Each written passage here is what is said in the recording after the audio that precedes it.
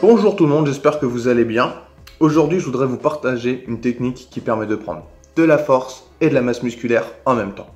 Cette technique s'appelle The Layer System. Nous allons utiliser un exercice principal dont on va décliner 4 à 5 couches. Chaque couche va permettre de travailler soit la force, soit l'hypertrophie. La première couche est une sorte d'activation du système nerveux. Ici, nous allons utiliser de l'isométrie, faire 6 secondes, 45 secondes à 1 minute de repos, 3 fois. Pourquoi de l'isométrie? Parce que nous sommes plus forts en phase isométrique qu'en phase concentrique. Donc, notre système nerveux va mobiliser plus d'unités motrices, ce qui va servir pour la suite. Une fois que cette sorte d'échauffement nerveux est terminé, on passe à la seconde couche, où là, on attaque la force maximale. Donc ici, pas de méthode particulière. Par exemple, vous allez faire un 3x3 à 90% de votre RM, simple, avec 4 à 5 minutes de repos entre chaque série. Une fois que le travail de force maximale est terminé, nous passons à la troisième phase. Une fois que la force est terminée, nous allons donc commencer tout ce qui va être hypertrophie. Donc la première phase va se consacrer à la tension mécanique. Pour rappel, la tension mécanique est stimulée par des charges assez lourdes, mais avec un temps sous tension suffisamment long. C'est pour ça qu'ici nous allons faire du cluster qui s'y prête plutôt bien.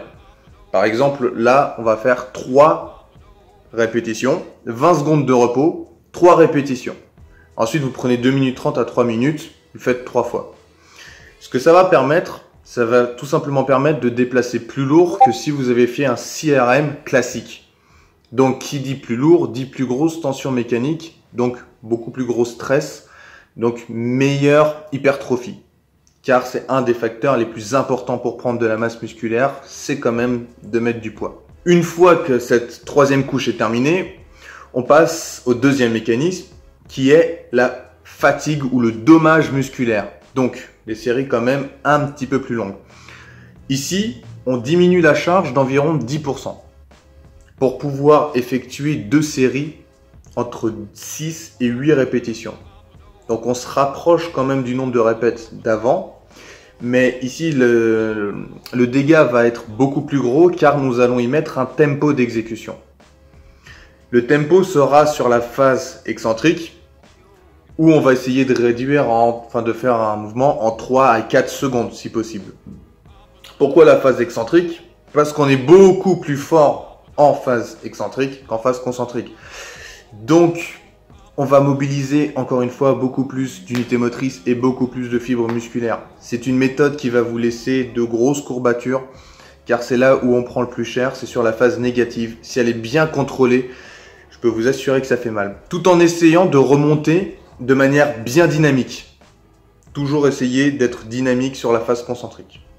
Une fois que le dommage musculaire est fait, vous enlevez encore 10% de votre charge. Et là, nous passons sur le stress métabolique. Donc là, ça va être le pump, ça va être la congestion, ça va brûler. Là, vous faites 1 à 2 séries, entre 12 et 15 répétitions, sans échec, en essayant toujours de garder au moins une répétition en réserve. Et vous essayez du coup de faire le plus possible. Ça va brûler, ça va congestionner.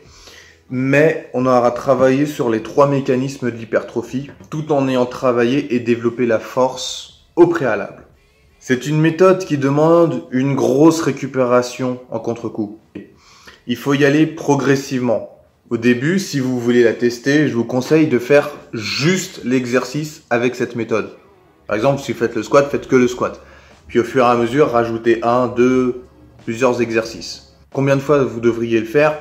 Entre 4 à 6 semaines, parce que c'est quand même très épuisant. Il ne faudrait pas se blesser. Laissez 3 à 4 semaines de repos et vous pouvez recommencer. Si vous voulez essayer, faites-vous plaisir.